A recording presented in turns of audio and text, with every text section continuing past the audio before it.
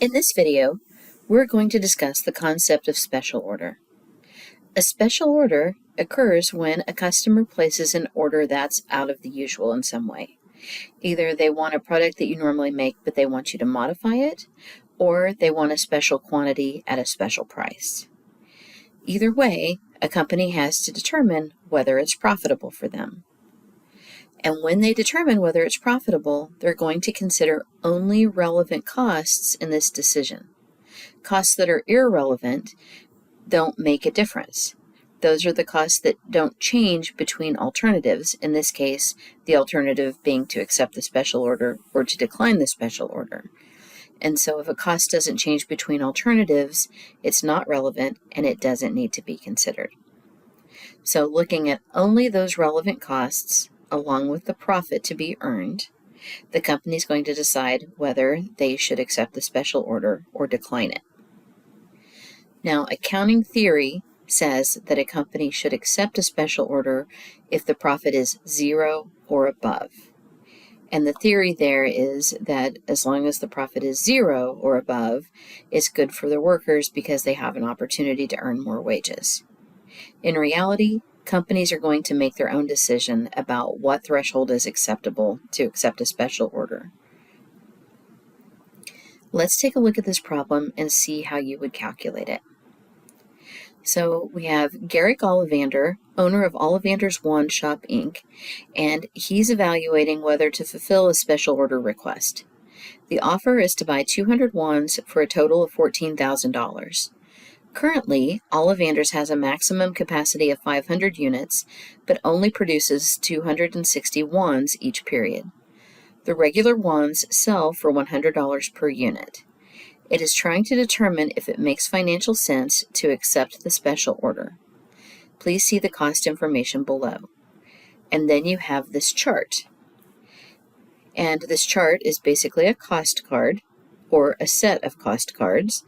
And the first set of information gives us the costs associated with making the regular wands, and the second set of information is the cost associated with making the special order. You'll notice that for fixed overhead we have asterisks here, and these relate to this statement down here. Total fixed costs are $2,210. And this goes back to the concept of what a fixed cost is. Remember when we learned the concept of fixed cost, a fixed cost is a total that does not change regardless of how many units you make.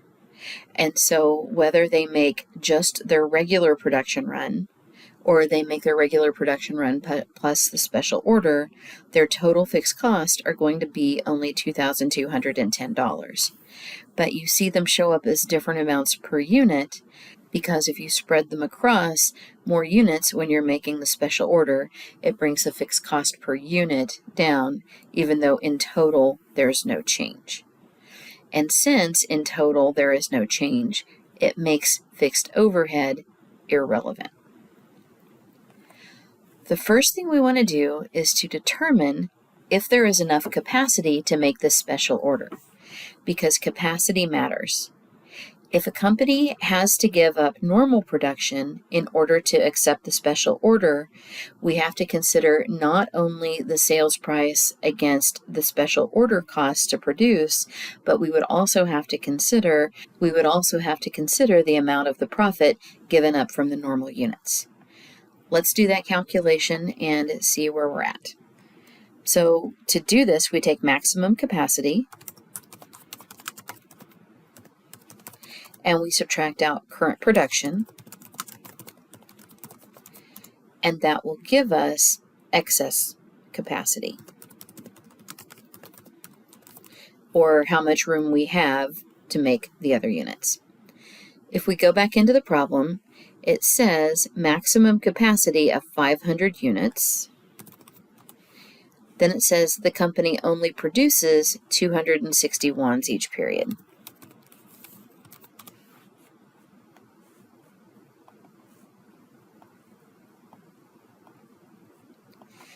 When we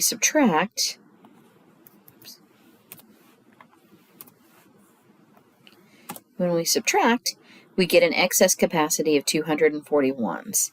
The offer was to make 200 wands, which means I don't have to give up any of my normal units in order to make the special order.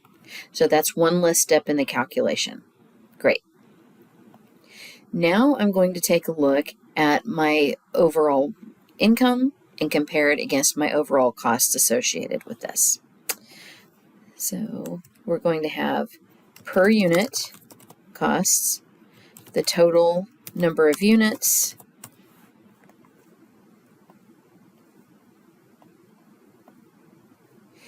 and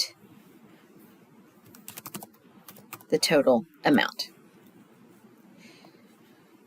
So they've offered to buy this for $14,000. They want to pay $14,000 for these 200 wands. That'll go in the total column because it's given to us as a total amount, not on a per unit basis. Then I'm going to go through and I'm going to subtract out my costs. But again, only my relevant costs. When I look at those, I have direct materials of $11. And if I make the special order, I'll have the direct materials cost. If I don't make the special order, I won't have it, which makes this relevant because it's different between alternatives. Oops. And that's $11. My next item down is direct labor, and that's $20. I'll only have that direct labor cost if I make those wands. If I don't make the special order, I will not have that cost, which makes it a relevant cost.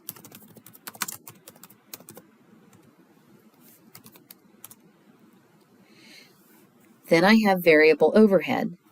Well, if it's variable overhead, it means that it's going to vary with the number of units that I produce. So if I make the special order, I have this cost. If I don't make the special order, I don't have this cost, which also makes it relevant.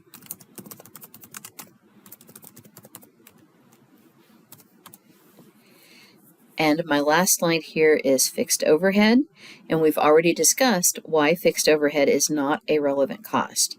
It's because this total doesn't change for the company, and so if it is not relevant, I won't consider it in this calculation.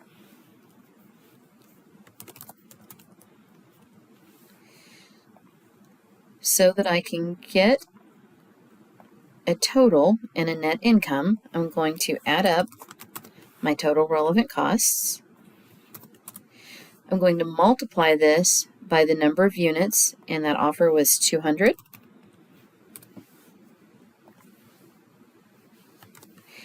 And I will subtract that out from the sales price in order to get my net income, or specifically my net profit, or if it's a negative, my net loss. I can tell just by eyeballing it that the sales price exceeds those expenses. I will have a net profit. And because the number is 0 or greater, I will accept.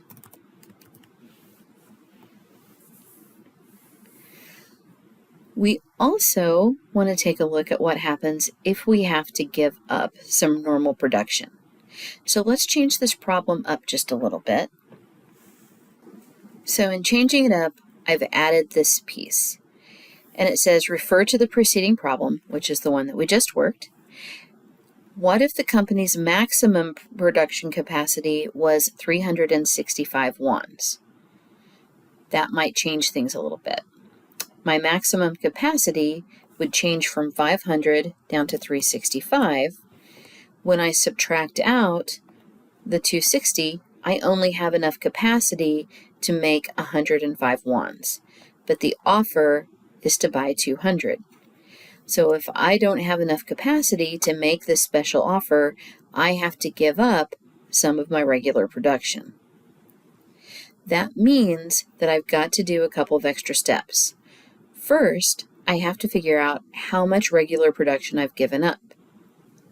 To do that, I take my total offer and I subtract out the excess capacity, because the offer is what I need excess capacity is how many units I can make to fulfill that offer, and the difference must be the units that I have to give up. So the offer is for 200 units, and my excess capacity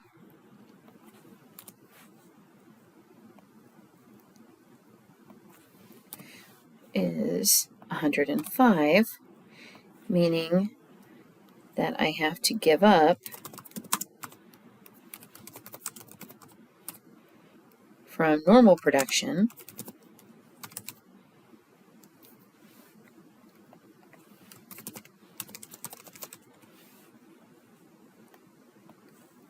the difference of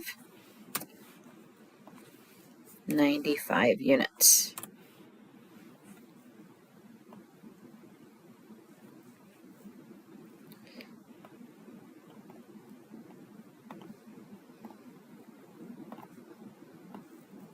Change that up just a little bit. Okay. So from normal units, I have to give up 95. I already know what the profit is if I didn't have to give anything up.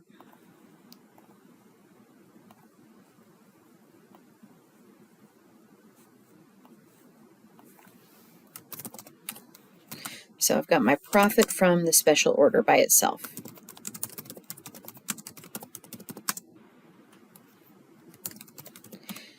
Now I have to go on and figure out how much profit I'm giving up.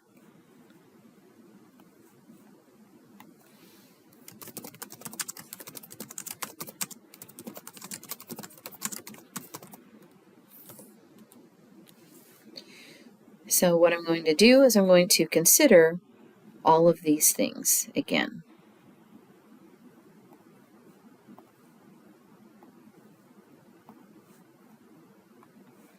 I'm going to bring my problem down here a little bit.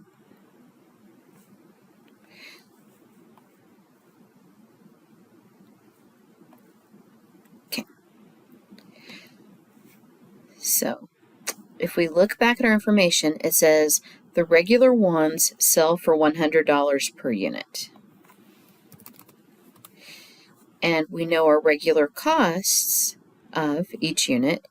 And again, we only want those variable costs, because whether we give up units and make that special production, or we don't give up units and we make the special production, the fixed overhead doesn't change. We only want to consider those things that change the relevant items.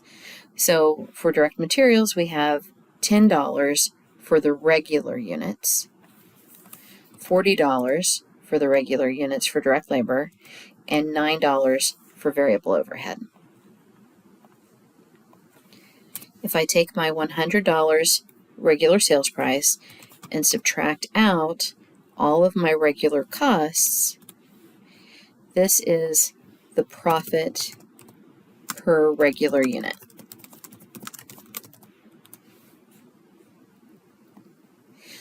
What that means is for each unit I give up, I'm giving up $41 of profit.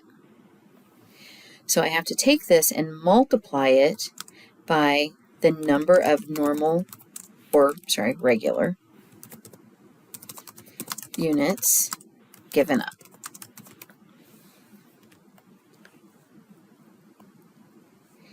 And I just calculated that back up here.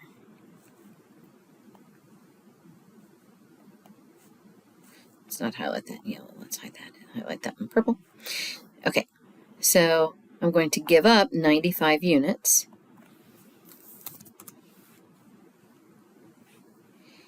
And when I multiply those together, that gives me the total regular profit given up.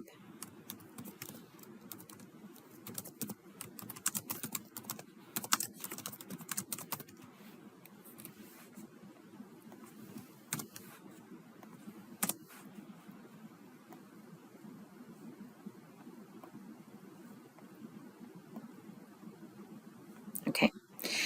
So if I want to make this special order, I have to give up $3,895 of profit. but I'm gaining $6,200 of profit, meaning that the net effect is going to determine whether or not I accept. So instead of bringing that number over here, I'm going to do one more section.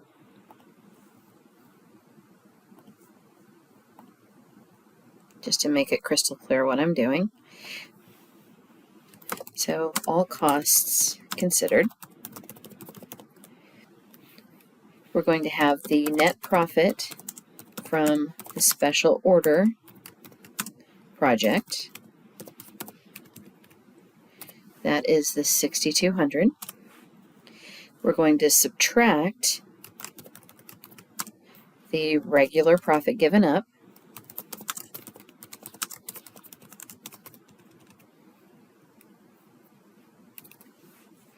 which is this $38.95.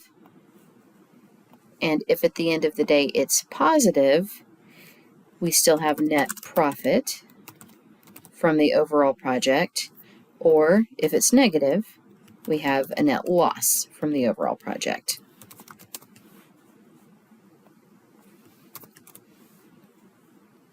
Since this is positive, even considering the profit given up, we would accept. If that number had been negative, if we'd given up more than we had gotten to make that special order, we would have declined. This ends our special order video. Please let me know if you have any questions.